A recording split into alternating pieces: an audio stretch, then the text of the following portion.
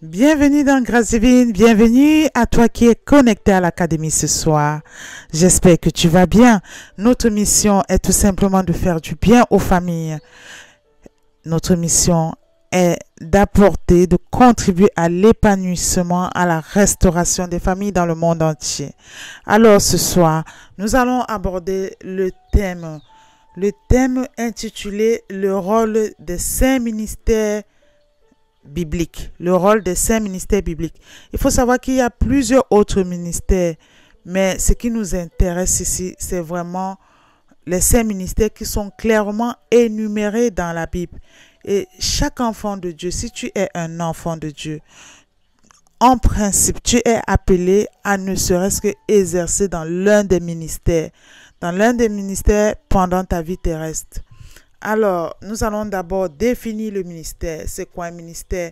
Remplir un ministère, c'est remplir la fonction qui t'a été accordée. Ici, je vais te parler des 5 ministères. Je vais déjà les lister. Il y a le ministère apostolat, le ministère prophétique, le ministère pastoral, le ministère évangélique et le ministère de l'enseignement, voilà, ou du doctorat. J'aimerais te dire ici que lorsque tu as reçu l'appel pour l'un des ministères, ce n'est pas pour te glorifier toi. Et c'est l'erreur que nous, beaucoup d'humains, nous faisons.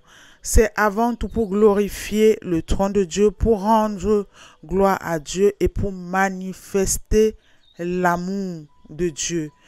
Remplir un ministère, c'est manifester la première nature de Dieu qui est tout simplement l'amour. Voilà. Si tu ne manifestes pas l'amour, tu déchires le corps du Christ. Donc, si aujourd'hui, tu exerces l'un des ministères, il faut savoir que tu es appelé au cœur de ce ministère-là.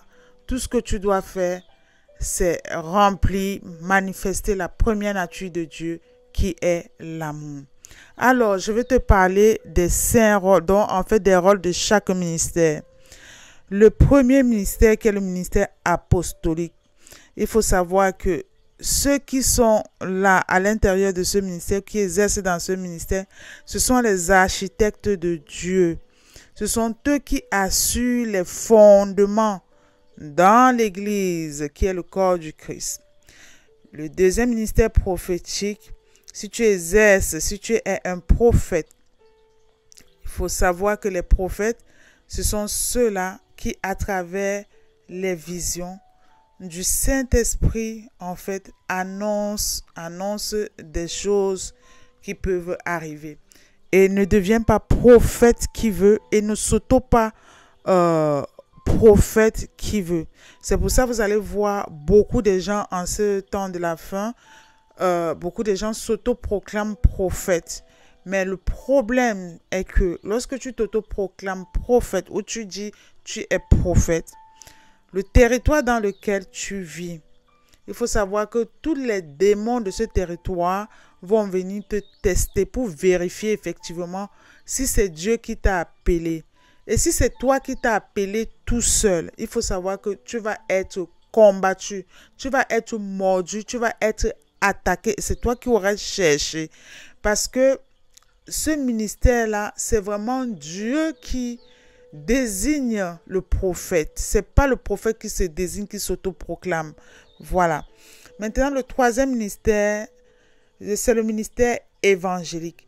Les évangéliques, ce sont ceux-là qui sont les pieds de Dieu. Donc, ils vont partout, en fait, pour proclamer, annoncer la parole de Dieu. Ce sont ceux-là qui sont tout simplement remplis de la compassion pour le salut des âmes. Donc, si tu n'as pas de compassion pour le salut des hommes, tu ne peux pas t'autoproclamer évangélique. Le quatrième ministère ici, c'est le ministère pastoral. C'est là où justement on trouve les pasteurs.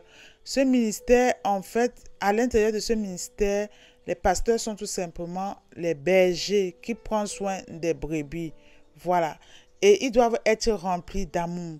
Donc, si tu es par exemple, que toi-même tu t'es désigné tout seul pour être pasteur, que ce n'est pas Dieu qui t'a appelé, tu vas être éprouvé. C'est-à-dire, les jours où tu es appelé, comme par exemple le dimanche à exercer ton ministère, tu vas souvent même pleurer. Voilà. Et puis tu vas mortifier ta femme et tes enfants. Donc on ne s'auto-proclame pas pasteur, c'est Dieu qui t'appelle dans le ministère. Le dernier ministère ici, c'est le ministère de l'enseignement. Il est aussi appelé le ministère du doctorat en fait. Ce sont ceux-là qui portent la parole de Dieu. Le rôle consiste tout simplement à enseigner selon la parole de Dieu et non selon ses propres désirs et non selon en fait ses propres émotions. C'est utiliser la parole de Dieu pour enseigner les autres. Ça, c'est le cinquième ministère. Donc, j'espère que tu as aimé. J'espère vraiment que tu as compris quels sont les 5 ministères dans lesquels un enfant de Dieu est appelé à exercer tout au long ou pendant sa vie terrestre. Aujourd'hui, toi qui m'écoutes, dis-moi dans quel ministère en fait exerces-tu? Il n'est pas trop tard pour être dans un ministère et tu ne dois pas en fait t'auto-proclamer pour être dans un ministère, mais il faut recevoir en fait l'appel divin. L'appel divin pour manifester